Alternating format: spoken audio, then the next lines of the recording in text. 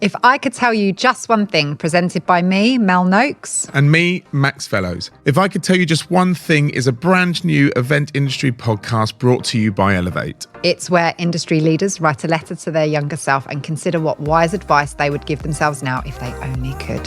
Our discussion is based all around this letter. Be prepared for refreshingly honest, sincere conversations and some wise words of wisdom. This podcast is powered by Wanda, an independent specialist creative events agency who are reimagining what's possible across the business experiences. And we hugely appreciate their support in bringing this series and podcast to life. So our first guest needs no introduction. He's a huge friend of Elevate. It is the amazing Jonathan Emmins. He's the global CEO and founder of Amplify, global CEO of Wonder and Seed, and has worked with the likes of Google, YouTube, Airbnb, Nike, Facebook. I mean, you name them, they've worked with them. He's been joining the dots between people, brands and culture for over 15 years. This session is absolute gold dust because we get to know the man behind the brand and we get to hear about the highs and lows of running one of the most successful agencies in the events industry. It's so good you're not going to want to miss any of it.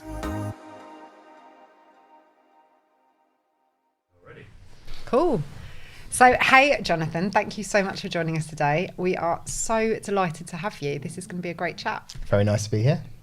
So, for the benefit of people that might not know you and Amplify, tell us a little bit about you and Amplify and what you guys do. Okay, I'm Jonathan. I'm the founder of Amplify. We're a creative agency specialising in experience and culture.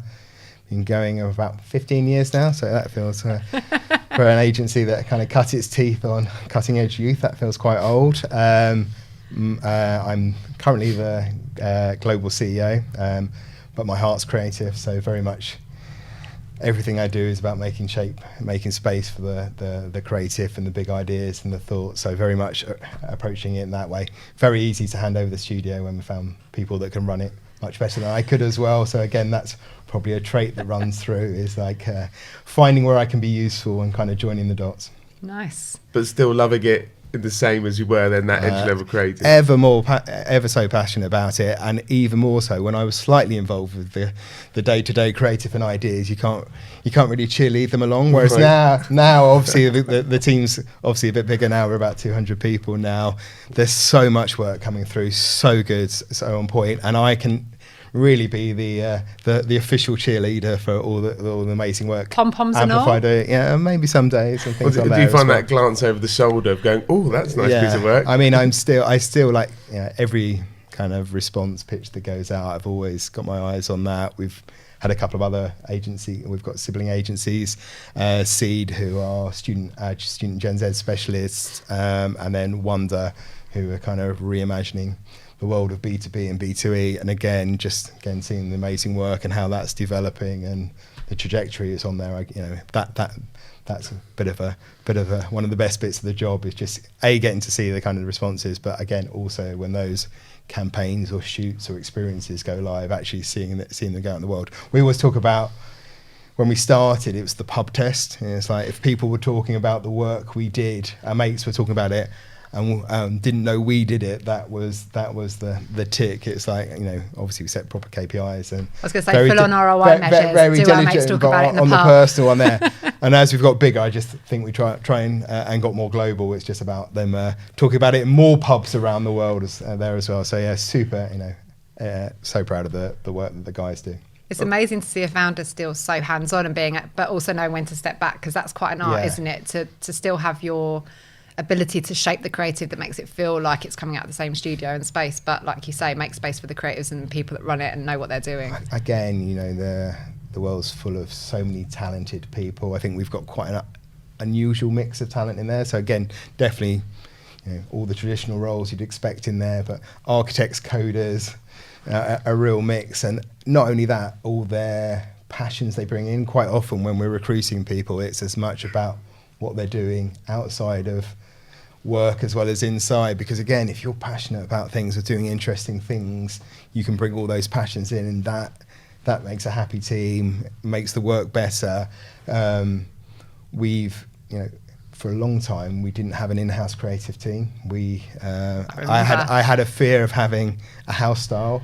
It's not I see it happen to other agencies where you do something amazing and then another client goes, oh, can I have a version of that? And can I have a version of that? And very quickly it all kind of looked samey. So for the early part of the journey, it was very much about working with those creative communities that we were trying to reach out to. I think that worked really well because firstly, I think it makes it part of the marketing campaign, but secondly, nuance-wise, it makes sure very, very hard to be the nuance to be off when you've done it in a collaborative thing rather than surprising people with a launch moment on campaign day going out. We went through a middle phase where we kind of got a bit more of a team, but more about the agility and doing stuff. And then finally we realised a lot of the best ideas were, all the best ideas and the strategic thinking was coming from inside the buildings, but in collaboration. So even though we've grown the studio now, Jev's come in to run that with the strategy side of stuff, Minty and Sophie doing a great job there. I think, it's very much every time we have a brief, we have two clients, the brands that give us the killer briefs, but the audiences they're trying to engage. And for us, that's a good day in the office is when we've got a triple win. We managed to tick off the client's brand and business objectives. The creative communities have got something that's enriched and more than they would do. It's not just putting a logo on something.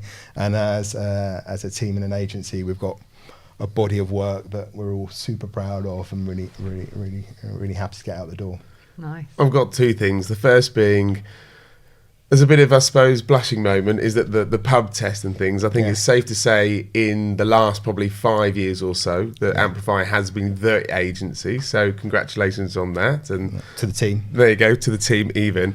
But you also mentioned something there, and I suppose this almost leads us a bit back to the beginning in a way, is around that passion piece. And I know, and through Tosh and some of the other team as well, in terms of things like music and culture and creative and arts and things like that being a passion.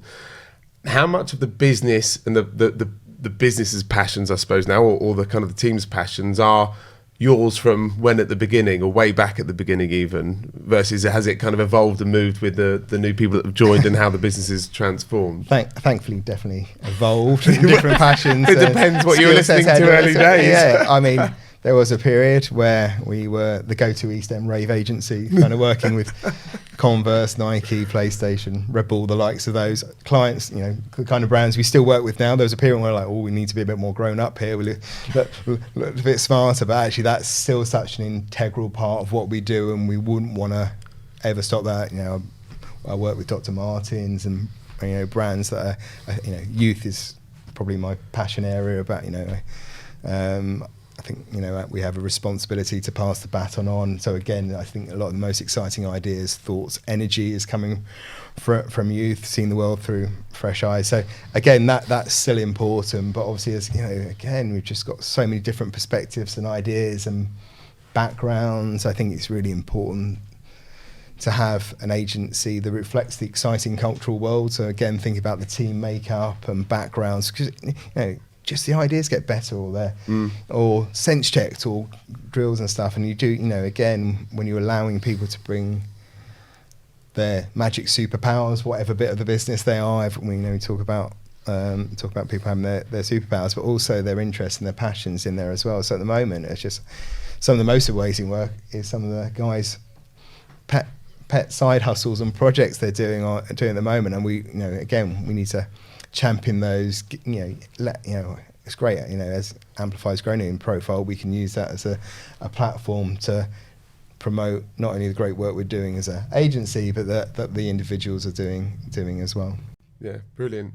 And we were doing a bit of reading up and know that creativity and things does stem from kind of early on. So the man behind the brand then, Jonathan, schooling wise and things like that, what were you like before you got into the industry, and those kind of interests and things like that? What were they like? Describe yourself almost. I would say equal parts geek and hedonist. I think that's probably a good describer there, and unashamedly both. Painfully shy and introverted as a child. Still very much, as I said before, I'm very glad we've got amazing people that I can kind of help and support and guide running in the other agencies or within Amplify. Much happier in that kind of supporting, architecting kind of role. Than there's definitely much better speakers in the business than me in there as well. I get very excited about things like misspelt words and what have you. I like to think and definitely think big picture on that side of stuff. But yeah, I guess if I take when I went to senior school, I was the school SWAT nickname for that, like the weird music. I spent a lot of time hiding in the art room, which I was very happy in as well. Not particularly sporty, sadly. I got to that very late in life, so didn't have that as a natural thing to there. But I guess that was I found it quite hard at the start of school, but by the end of the school, it was kind of different. The weird music suddenly wasn't weird, and everyone was interested in that. So, like, in a time of cassettes, copying the mixes or the albums, or again finding the clubs or the gigs to go to, and finding, like, rather than it be the weird niche thing, everyone going along. So I saw that as a kind of encouragement on the independent spirit, I guess.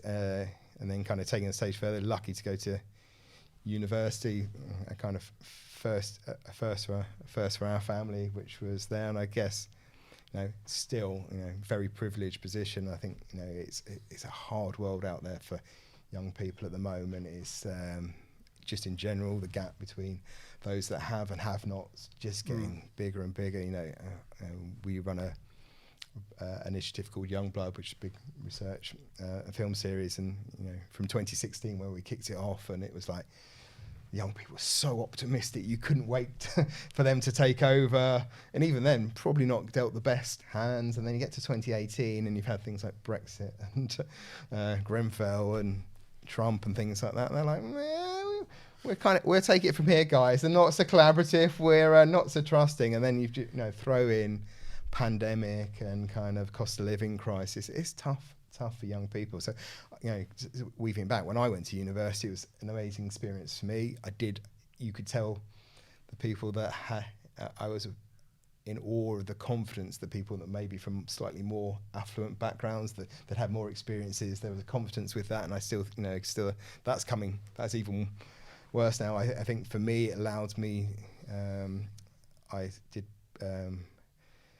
didn't do, despite all the creative stuff, my dad said he'd chop off my fingers if I picked up a pencil. They steered me away from the art college route, but I ended up doing history and politics, which was my other kind of love, and kind of specialising in politics of race and subcultures, which I feel things like Youngblood and those kind of things have come from that route. Obviously, the analysis there, that was the academic side. That was great, and very lucky to have done that. I think it was as much the opportunities that I hadn't had, so DJing, running club night, running the in-house student training, for example. There were a whole load of other things that I got really stuck into and probably helped me become less shy.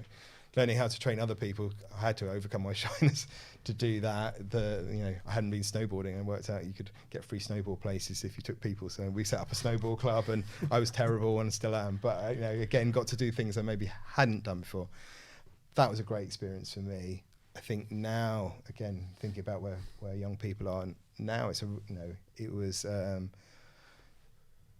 cost of university. Now, everyone should have a right to higher education. University isn't one size fits all. I think it should come in lots of different formats. But again, with young people, you have to think it's a great experience. But I think I would have been if I was paying that much for it, I would have just been getting my degree done. I'm not getting sidetracked by all these other things. I would have been working even longer in Safeways, now Morrison's, to pay for it. I shout out to Safeways though. I think I learned as much about life working in the supermarket, earning the things, and running the warehouse, or again, shyness and tills and stuff like that. So again, it's a mixed experience. Anyway, we need to look after younger people better. We do, and it's really interesting. You said a lot of things in there, and it's really interesting how somebody who came from a painfully shy sort of starting point and fit more towards maybe being on the introverted side, ended up being quite entrepreneurial, running businesses, taking people off snowboarding, obviously left an agency to go and start your own, seemingly like, I think we could probably do this a little bit better. And how do you go from painfully shy to running one of the biggest experiential agencies in the UK? That's quite a journey. We're in the world now, hey? Creativity, I think that was, I guess if you take the point of when I had no burning desire to necessarily run my own thing or do my own thing. However, working at a best of times, worst of times agency where there was some great stuff. Orange, which was big there, doing kind of their Enjoy Music or PlayStation. There was some great stuff there, but it was it was the best of time, worst of times. It was kind of there were some key things. We were mainly doing youth marketing and culture for that, but why should that just be for young people?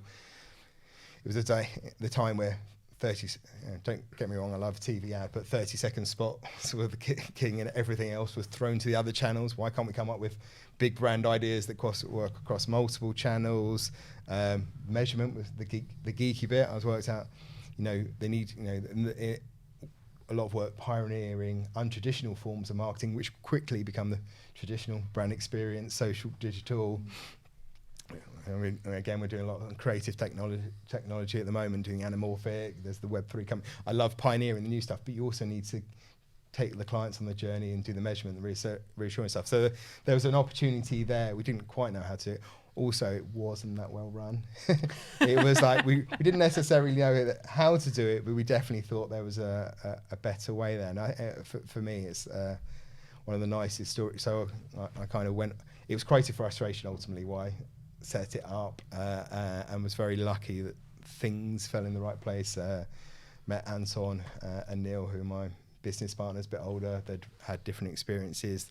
They believed in me when maybe I wouldn't have believed in myself. So certainly most of the time I had, and then you have those moments where I think, again, look out for other people, because it can get you there. So anyway, had those there, but actually at the old agency, quite a few of my now business partners worked there. Dan was doing the PR side of stuff. Now our chief strategy officer, Marcus was one of the ADs there. Now our chief client officer, Lee's keeps us all.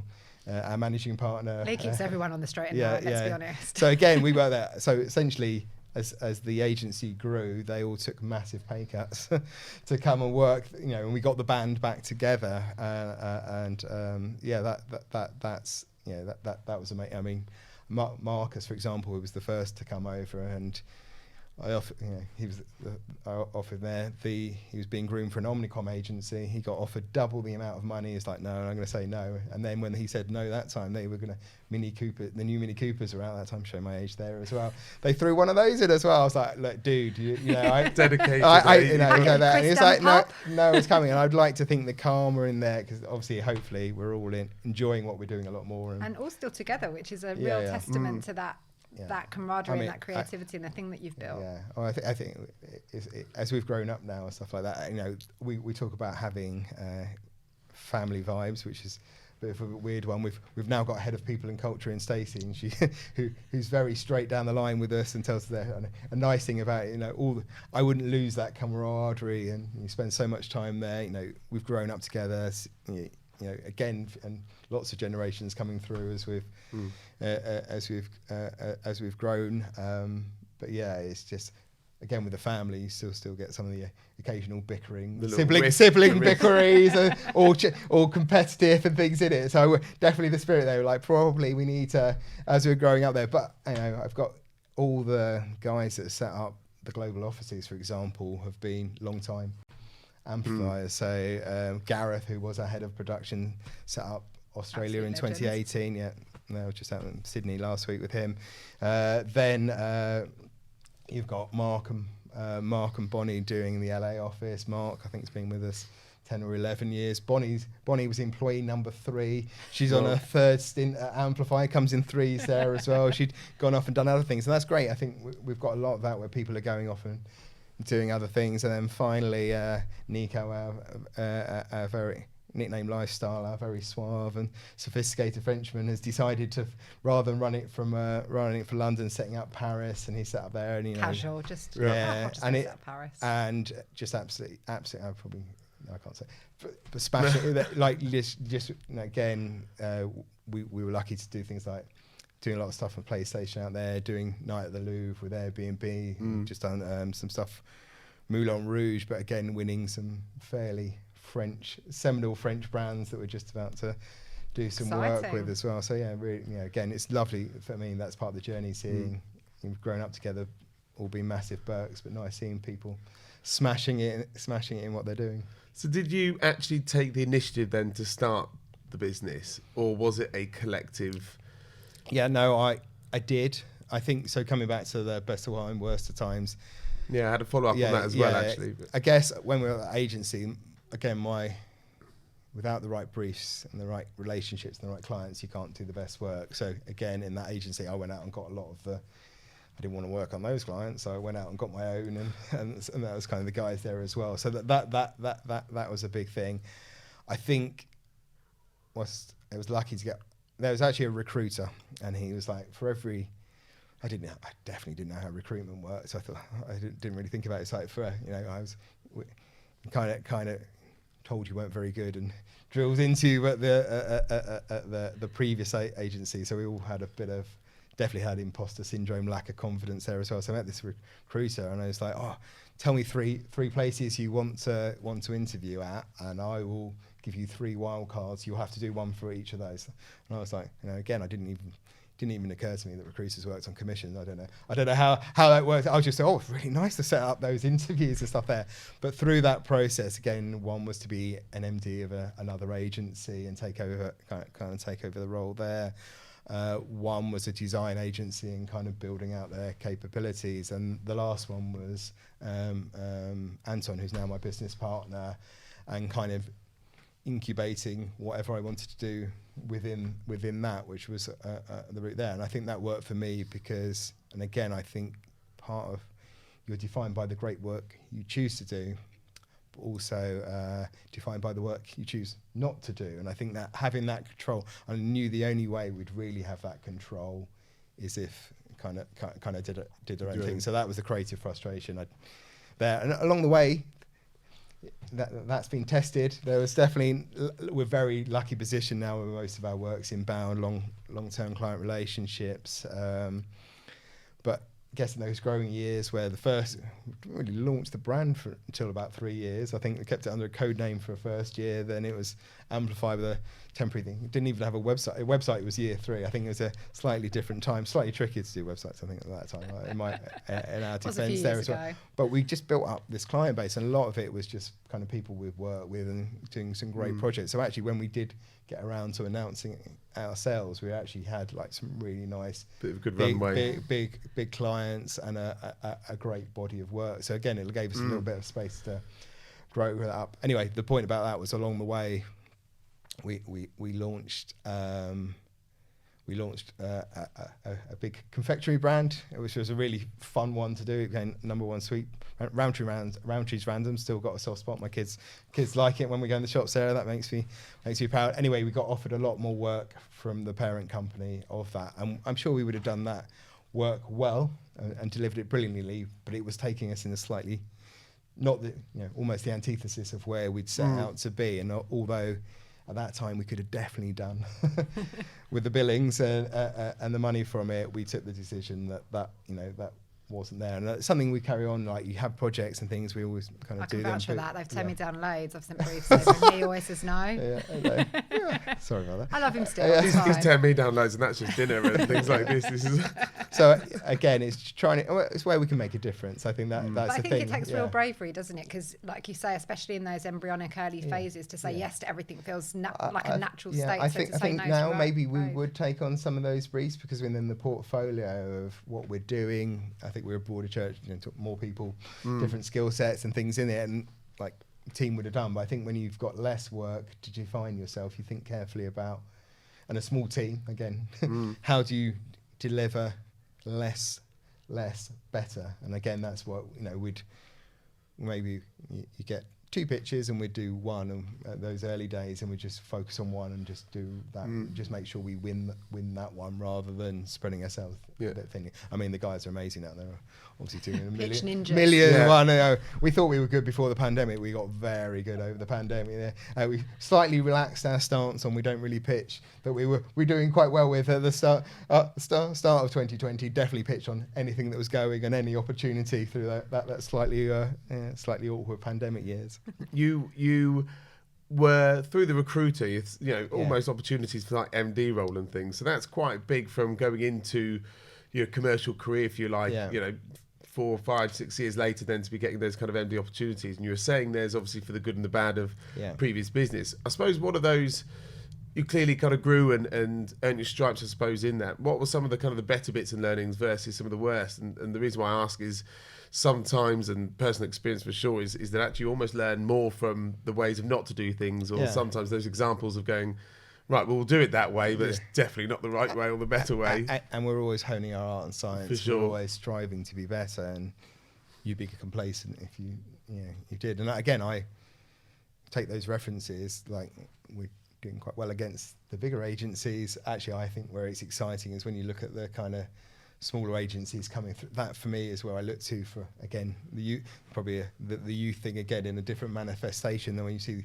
the young bucks coming through. And again, that's where, looking at things differently, and again why we need to have a real broad team and stuff like that. Yeah, I think in many ways it amplifies emulating the best bits about some of the last agency, which was about kind of early cursor about using experience as a comms platform and using culture there, but many ways trying to right the wrongs on it. Definitely you're shaped by experiences, good and bad. Often a bad can be as more powerful, I think, maybe than a good experience, because good experience you're emulating it, a bad experience you're trying to rally against it. And again, that's us as an agency level, where you've got individuals coming in and they've enjoyed some things and didn't like doing it this way, and if we can try and create a space to do it, or give them, it's not always going to, as you try new things that generally people know what they do, how to make a success of things. Sometimes it's a bit of guiding and thinking, or get a few more heads on things. But again, process for someone that's creatively driven, process is quite a key thing, and something we always look at. And my dad was a graphic designer, and my mum was a legal executive, and I think that's where we got the two sides of the left brain, right brain type thing. For me, I think again, I don't want to over process things or make things bureaucratic, and you can just turn it into a production line, and that's definitely not the right way. But if you get good processes in place, it kind of can, the firefighting, the stress and stuff, and that's where we're always looking. So again, that's why you've got to have lots of different minds and different perspectives to do it. It should help things, but I guess when you see sometimes the bigger agencies, we're still relatively small. It's easier, we can be really nimble, agile teams, and I think that definitely over the particularly from Q1 2020 onwards, that's become even more powerful. And it's interesting because over your career, obviously, you've spanned a lot of different kind of challenges, as we all have. We're all sitting here sort of similar age, similar style, going through recessions.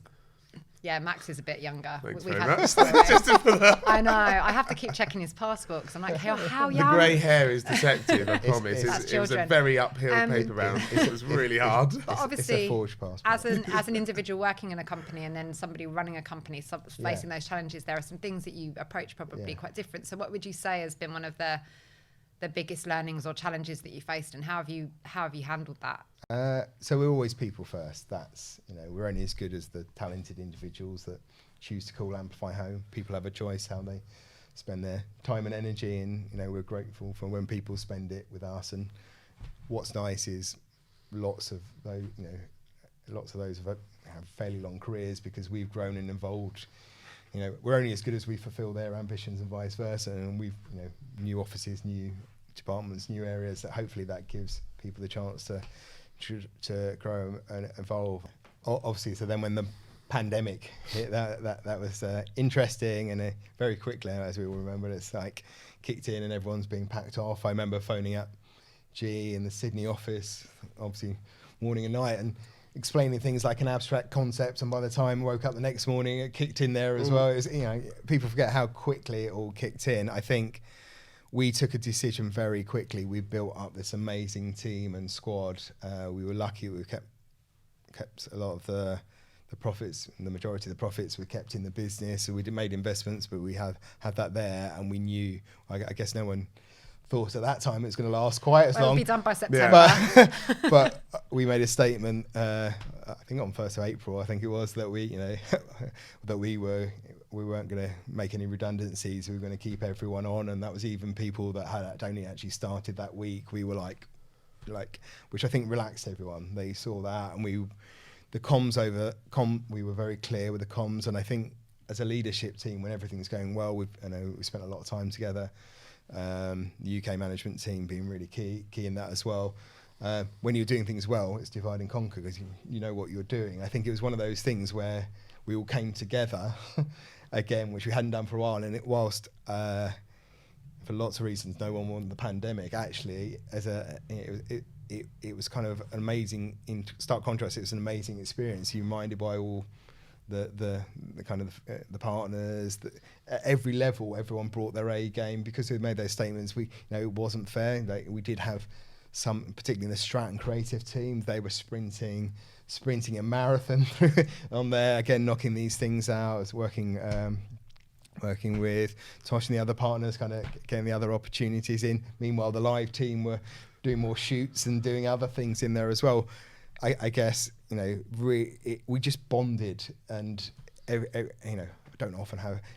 An agency doesn't often have a large amount of strat and creative team to go for so much. We did try to be a calm and reassuring voice, did lots of webinars, tried to guide our existing clients, actually won a lot of new clients along the way. So whilst 2020 wasn't the year that Q1 had promised, and actually 2021 took a while to build out, we actually ended up doing lots of global broadcasts. We did the PlayStation 5 global launch, which was amazing. Particularly, would have been amazing anyway, but it was amazing when I think it was 25 cities, and all of them were in lockdown. So we were shooting those, editing, and getting them out on social channels. And for me, a creative, again, when you have those challenges, I was looking out in Sydney last week and looking at some of the work Australia did, and again, really innovative work, because you had these new constraints in. Anyway, with the people, I guess everyone the bonds built, and as we've emerged out of that, we've built up again. We were lucky,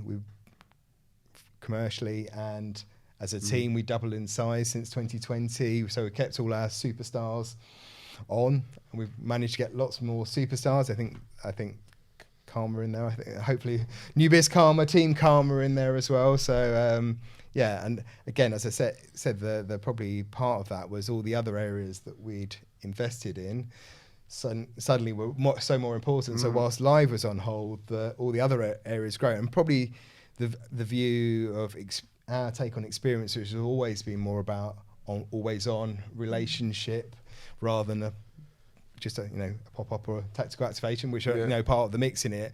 We think about that longer term relationship. It allowed us to do things in a different way, and I think for us as strategists and creatives, it's more exciting, and I think that's carried through. I think as things go back, we're trying to keep pioneering and pushing in different areas as well. We're just about to launch a new initiative called World Building, which is all about the evolution of brand building. I think that for us is so exciting. It reflects where our work is going and where it's got to and where it's going as well. So again, there's a number of thoughts there. We work on a lot of brands where it's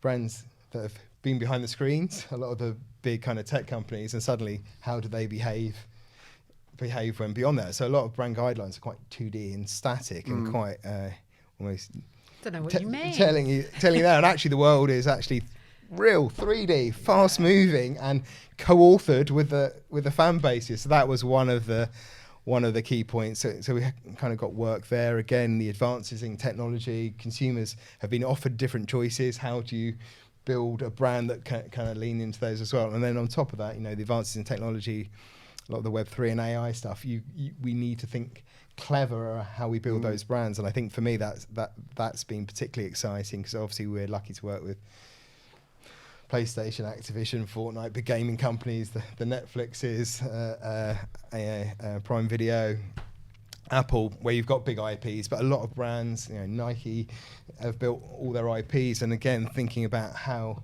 we build that as well. So again, that's taking us in a really interesting direction. So you mentioned in your letter about being positive or positivity being quite important and things like that for you. Being honest in terms of the pandemic, then obviously you've mentioned how as a business you're well set up and you adapted quickly to things. How hard for it realistically, and for you, I suppose, as a CEO and as a kind of a global head, how tough was that leading from the front, but in a I suppose, a time when you had no idea quite the extent of what was happening. Again, even with your glass half full. Well, it was just about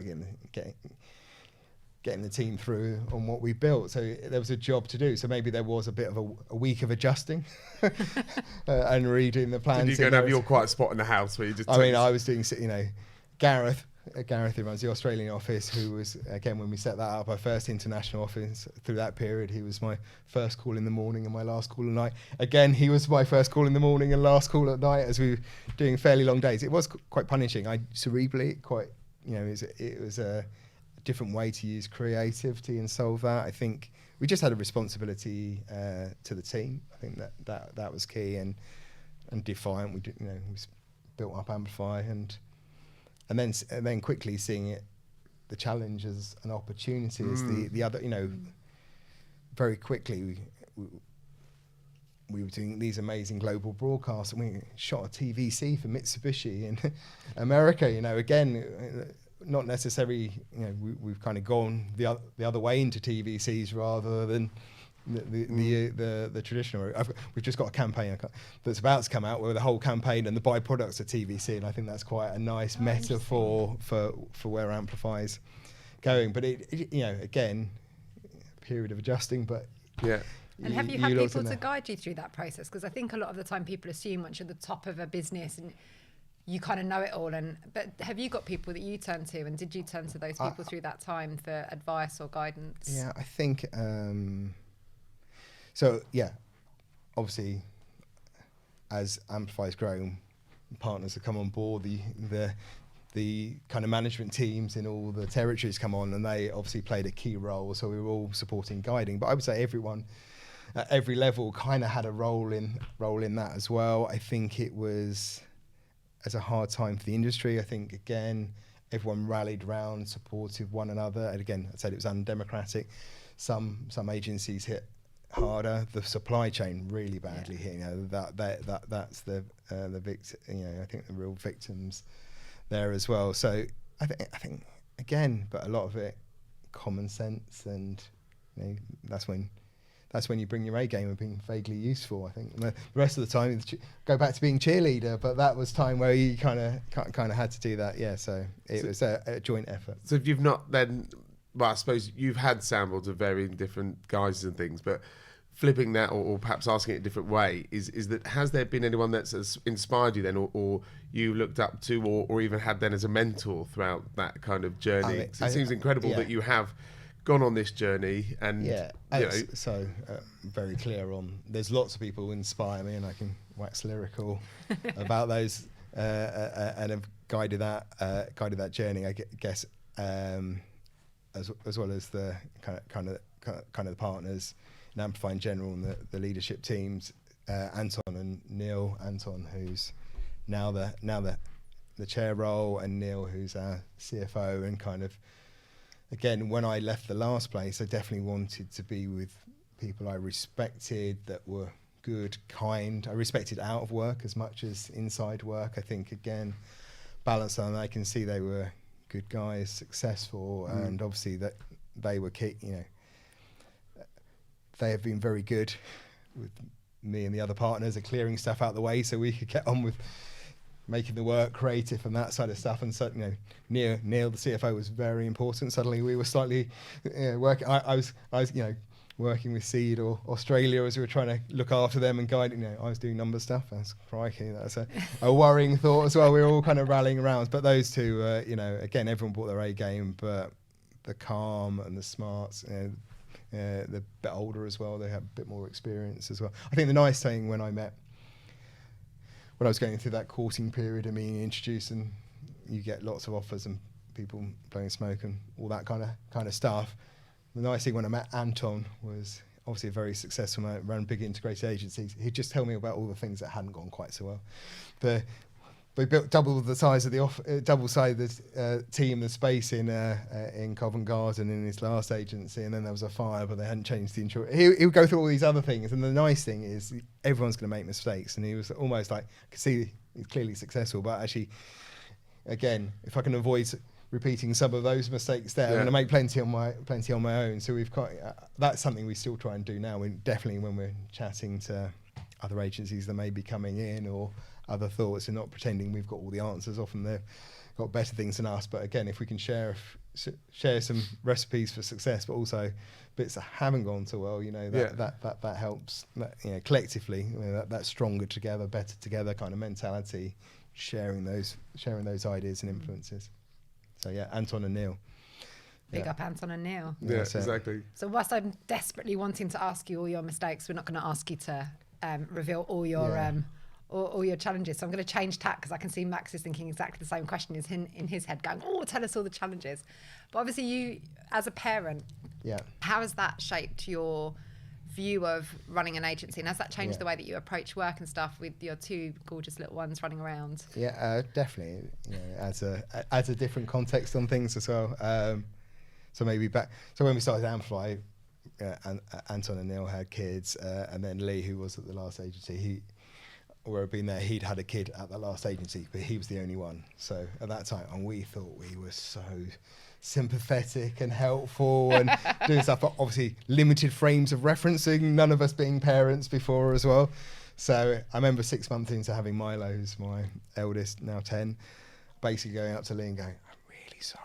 We will try to be really helpful," and did that. And I think again, as we've grown up as an agency, and that's nice, because you see, for me, that's the privilege. You get to see people, getting their flats engaged, there to hopefully support through some of the not so good stuff. But obviously, there's all these kind of key moments and stuff in there, and obviously kids being one of them. I think again, it changed the chats, changed the chats on a Monday morning about sleepless weekends. And I think I definitely, from about the age of 16, I didn't go to bed most weekends, and I thought, how tricky. Perfect training. How tricky can this be? Clearly I was using the working week to recover in between, because the cumulative effect there. So I guess the sleep, again, the Monday chats, it's the sleepless weekends. Some, because not always the younger people, sometimes the older people occasionally kind of do it. They've been out having fun as they should, and then there's the other half that have had the sleepless weekends because of little people. And again, that's nice, because again, I think we had 13 babies in 2021. I was like, oh my God, there's a lot I didn't know about. Yeah, I was like, there's two girls, so I was a busy boy. I'm not Boris Johnson. This is I think we had one a month at least one a month every month for up until October or something like that. So clearly the pandemic, people got busy, but there's just so many more parents that are sharing their kind of experiences. We've obviously got better at our policies. That was one of the first things we looked at coming out of pandemic. What was good 5 years ago definitely wasn't good, and we're a bigger agency, able to do more things. So again, hopefully we're better. Whether you're a parent, you're new into your career, you've just got more reference points in there as well. So definitely try to do that. For me, it's possibly put a balance in there. Less on my own devices, particularly my 30. I didn't travel well with work, but I didn't particularly go on holiday. I was just really into work, work or raving or culture. That was the things there, and I think obviously for me it's added a lovely perspective and enjoyable. I actually just wrote the intro to the world building book that we're just going to do, and it's got a reference to my. Talking about how people explore in worlds. Mine's very music related. My partner's more about kind of keep fit and Peloton and that side of stuff. But they were very pleased to be name checked. Milo, because of finding amazing creatures on Pokemon Go or Fortnite or beating me at FIFA, which I'm terrible at gaming. So very easy to thrash me. I ended up in goal virtually, as well as ending up in goal when I was a school kid. I don't know quite how that's happened. Actually quite good on goal in FIFA, but not so good in real life. And then my daughter, who's always crafting and making things, so watching YouTube and stuff. Anyway, it's just really, I've gone on about youth and stuff, but looking through things through a child's eyes, that's really important. We kind of, as we grow older, we kind of lose that magic. And I think that, particularly around creatives and stuff, it's really important we kind of there's so much happening in the world here, and it's just trying to sometimes simplify it down or looking at it fresh eyes and how that. And you know what, you mentioned something in the letter that was really lovely about this sense of play and never losing that, because that would be a mistake. And you really see that actually come through in a lot of Amplify's work that we've seen over the years, like the Louvre and recently the Lego playground that you guys did over in America. That sense of fun and play is really present. I was going to add kindness to that as well, because as people who do know you, it's, you might have this perhaps thought of what a global CEO might look like, and you're almost the polar opposite of someone that's quite humble, kind, playful to the extent. I think most people are nice, aren't they? I've got to believe most people are good. And even if you don't always know the background of what people are going through. So I try and believe, again, see the best in people, and try and, as I said before, Anton and Neil being some of them, but not exclusively. There's definitely times where I've doubted myself, and people believe in you. And I'm not saying everyone that I believe in has always kind of gone right, but definitely 9 times out of 10. And it's just, you get to see people, whether it's in Amplify or Amplify alumni, and where they're going off and doing other things, that's pretty special. Or clients, or again, you just feel very privileged to do a job that I enjoy, that links back some beliefs and passions, and it's very much I see my role as facilitator now, rather to create that space, rather than maybe in the early days when we were smaller. But that's even on a trickier day, never ungrateful for that. Well, kind of, and you've kind of answered it already as well, but I was going to say, peeling back, and I suppose the Amplify brand as to Jonathan, as to kind of, why do you do it? Why do you kind of get up and have that drive and and still chase it? Who else will let us make as many things in there as well? So again, there's obviously, whether it's direct, still very involved, Amplify, key initiatives, occasionally add a useful comment on work and things like that. Probably have some rolling of the eyes of the studio or the Strat when I'm trying to be useful and stuff on there as well. But I still feel very in touch with the work. It's we get to work with a lot of creative communities, talent, things that naturally passion points. That's one thing. What happened? The difference in children. Pre-having children, I could be in an Uber around Shoreditch or whatever, and I would know every artist on any of the fly posters or what going around, and then probably a little bit into it, I couldn't recognise some of the ones on the bottom, and then it got to the point where some of the headliners I wasn't quite know there as well. That was quite humbling. So obviously music's still an obsession of mine there as well. So tried to keep my hand in there as well. But again, it's nice. Every kind of group, generation, subculture having their own music trends, and we moved away from Dalston, but my partner's going, it's not as though you're going to the nest with the 23-year-olds. Well, I'd just like to just feel and know it's there, clearly it'll be a bit weird and stuff. But the energy is, it's a reciprocal thing, isn't it? And if you get all the energies together and in the right things, amazing things can happen, I think. So with that, and referring back to the letter then, and the crux of the conversation, I suppose, or the climax, if you will, is you have led a brilliant, interesting kind of life, upbringing, career, and doing incredibly well. To die. What are you going to tell you? It's going to stop now. Goodbye, Jonathan. I was hoping I might have a bit more fun before tapping out. Would you qualify to date? To date, exactly. So, if you were to, and there's a bigger question to follow, but give yourself any reminders, or if you were to kind of any key points, and when would those key points be that you would have a little word with yourself, and what would you be saying to yourself in that kind of career journey that you've had? Time is probably, it's about time, energy is the key thing. Time is the most precious commodity. Use it wisely. Think about who you spend it with, how you're spending it in there as well. I think it's easy with hindsight. Some of the things you spent, wouldn't change anything. Some of the things you spent your time on, possibly later on in life, you kind of think carefully. As long as you're thinking about it, you're not going to get everything right. I think that's important. The people you surround yourself with and choose not to surround yourself with, that was probably a lesson I learned there. And then the energy thing is important. And I guess maybe think particularly in kind of client agency world, often we're thinking about time, and things are judged on time or timesheets and things like that, and actually it's on outputs and thinking about the bigger things. And I think that's really important when we think about KPIs and behaviour shifts.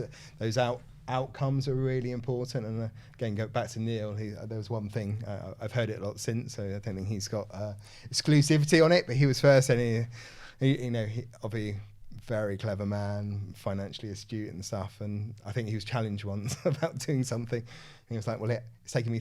Why did it only took you that long?" And it's like, "It took me 30 years for it only to take me 5 minutes." And that kind of use of energy there. I think the other areas are probably about trusting your gut. And I think maybe this is about being too serious sometimes and overruling that gut thing. I'm not saying my gut has got it right every time, and there's definitely examples I haven't, but definitely every time I've tried to overrule my gut or be oversensible doing something, it hasn't worked out. So I think you should, if something's there, you might not have the answer there, but listen to that and have confidence in that. Hopefully you'll know at the right moment. And then probably the last bit's about karma and passing the baton on. And I think whether you believe in karma or not, isn't it a nicer way to live things? I think, again, I've been lucky people, moved from pink mohawk and frustrated creative to being slightly older now and less mohawk and stuff there. Moved that creative to facilitator, but passing the baton on. And, as with Elevate, you've got senior people and you've got people, people there. And I think it's a very reciprocal thing in there as well. That it's not just the younger people learning from the older people. They can guide and do it, but it's really enriching for the older people within the mix as well. And again, and doing the stuff and talking and sharing and stimulating, and again, just making sure you've got lots of points of reference to make sure your thoughts, you're bouncing around ideas that kind of keep your mind nimble there as well. So definitely. You mentioned kind of 3 or 4 there, and I know you referenced some of those in the letter as well.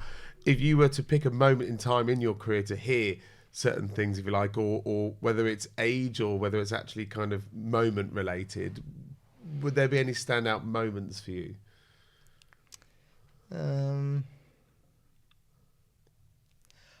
Not one moment, but I've been like, you need people. Again, maybe it's into the surrounding yourself by the right kind of people, and that's outside work.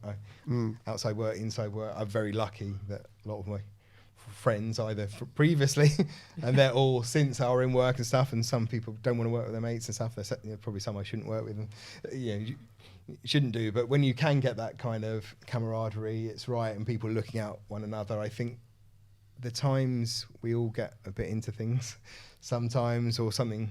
It's hard to see the wood from the trees, and I think it's the points that would be important is like whether it's your partner or your colleagues or whatever, helping pull your head out when you're getting a bit deep in and things like that. And again, thinking about particularly the last 3 years and carrying on to cost of living crisis there, everyone's going through all their, you don't know what challenges and stresses, keeping an eye out for people and making sure people can talk and share and vice versa in there as well. So I think it's probably come back, looking out, be kind, look out for one another. And I think that's the genuine thing. And sometimes you're the kindness giver and sometimes you'll be the kindness receiver. Yeah.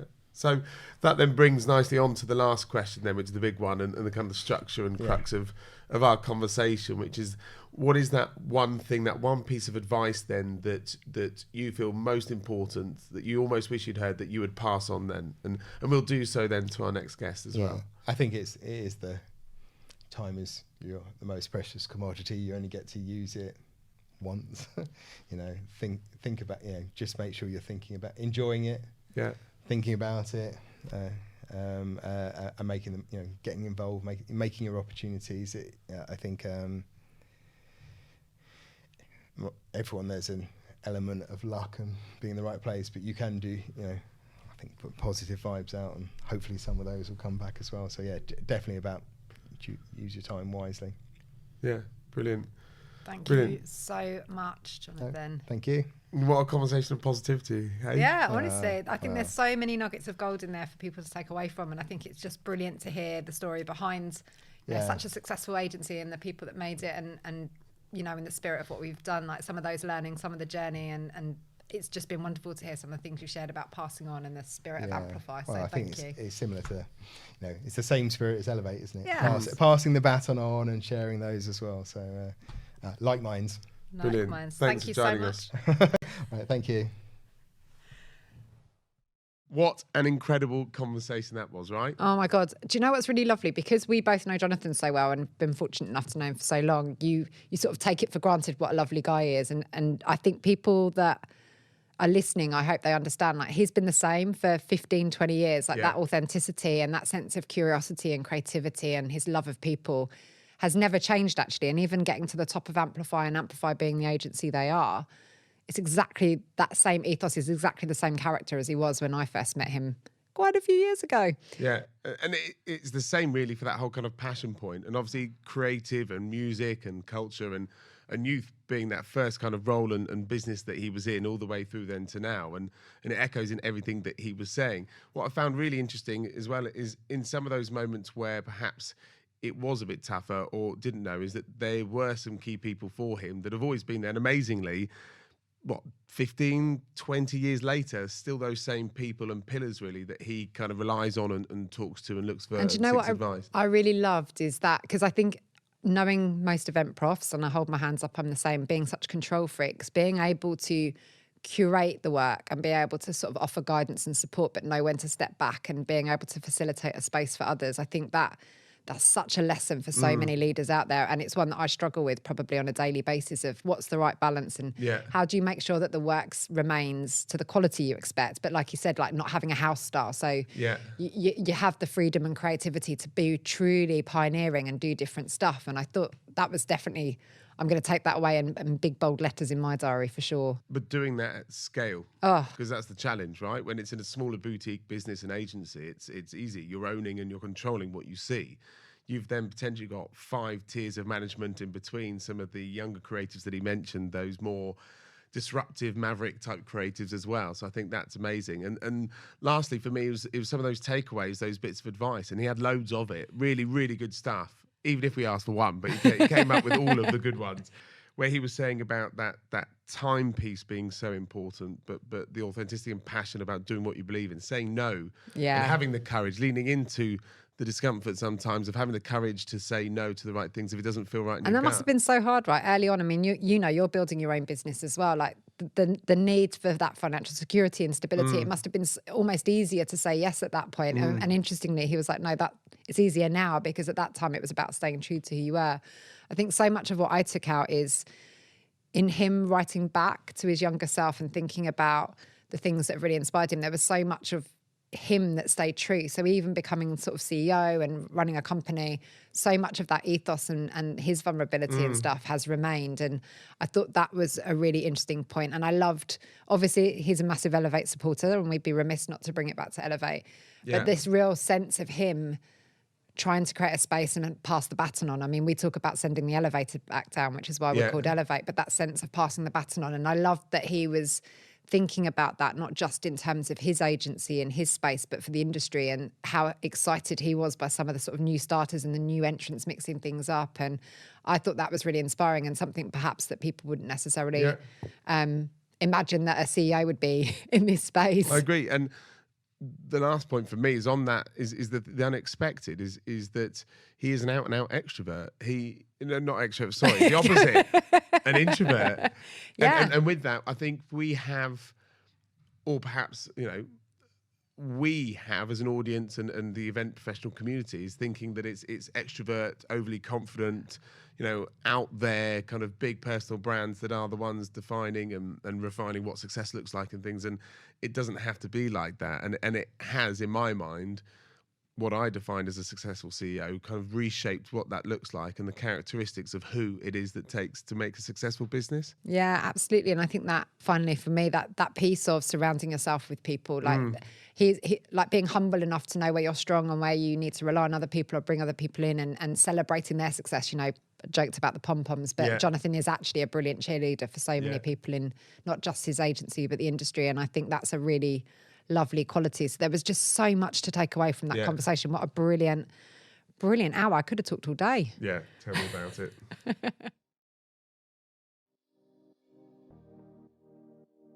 Elevate operates thanks to the generosity of our partners and supporters. To find out more about them, you can check them out via our website, elevateme.co. Together, we're changing lives, careers, and the events industry for the better.